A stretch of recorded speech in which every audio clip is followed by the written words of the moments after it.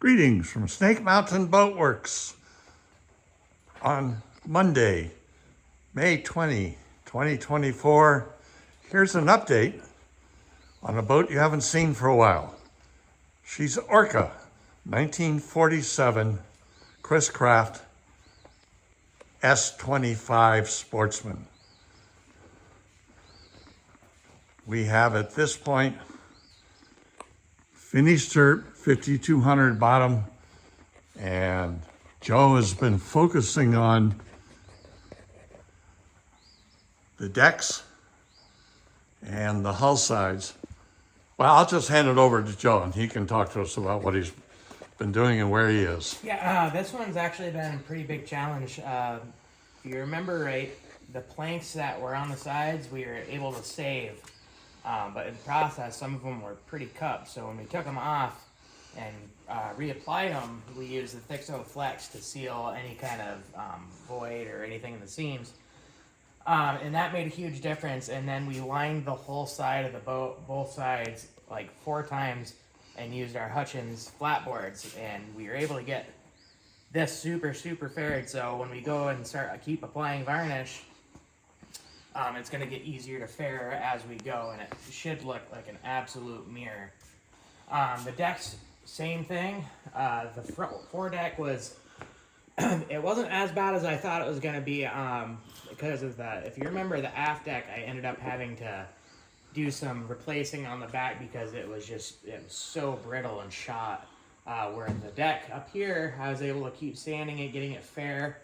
And it took in our bleach really well, and actually came out really uniform with the covering boards, where the covering boards meet to where the new deck is. And then I had to take off this whole front, we'll call it a bullnose system, because the deck runs clear underneath this.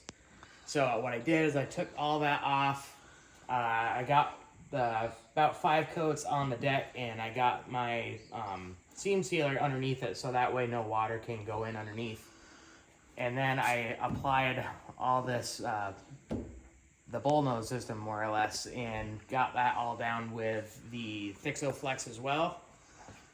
And then I went through, after I got 4 coats on the sides, and in between the seams, if I noticed if there was any kind of open joint or anything like that, it was all paved in there. So there is absolutely not a single crack in the side of this boat that is going to be leaking anything in. It's just completely solid now. Now, we used a pettit sealer on... Yes, instead of using the Smiths, we were using the pettit wood sealer. It's pretty good, decent stuff. I did have one area where I sanded through the stain and varnish, or sorry, the varnish and the stain.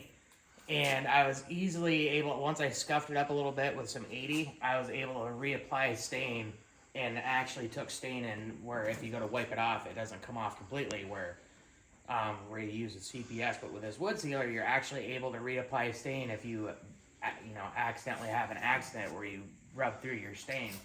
And it helps that we're using Mike Mayer's lowboat.com gel stain, and it's Chris-Craft post-war, correct? It is, and that stuff, it's incredible. I mean, you can reapply over that, where if you were to use a filler stain, you're more or less likely to cover up all the grain color.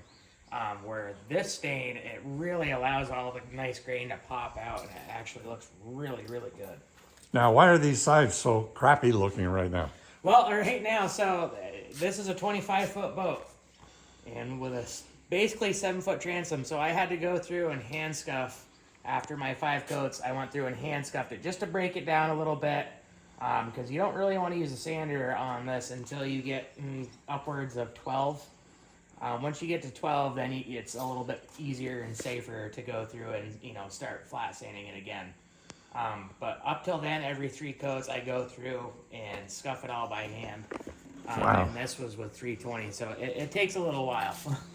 And you've started working on the interior furniture, I did. if I remember.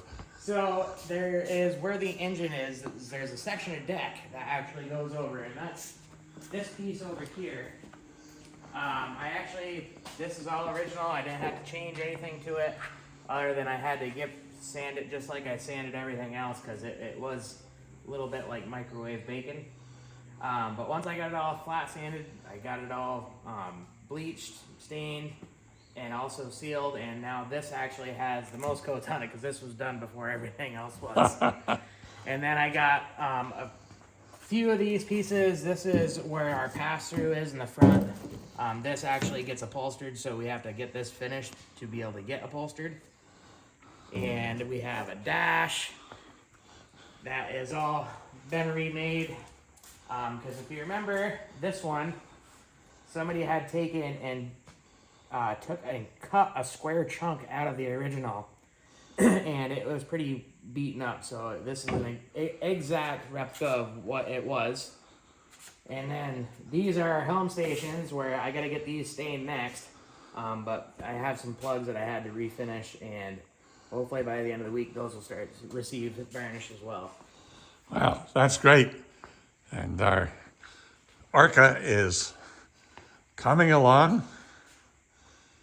We're hoping to be able to bring her to the Vermont ACBS show on July 27th in Burlington, Vermont. We're going to need a lot of dock space to park her, but I'd like to share her with everybody once we're finished. And finally, once again, a shout out to Matt Smith at Woody Boater. I wouldn't have this boat in the absence of Matt's generosity. He could have kept her, but he contacted me and said, look, this is a boat that should be with somebody who's going to preserve it properly. I know you will, so let's make a deal. And we did, and she's here, and we are preserving her. Thank you, Matt, and thank you all. That's our update on our 1947 25-foot Chris-Craft S-25 Sportsman. Thank you so much. Bye-bye for now from Snake Mountain Boat Works.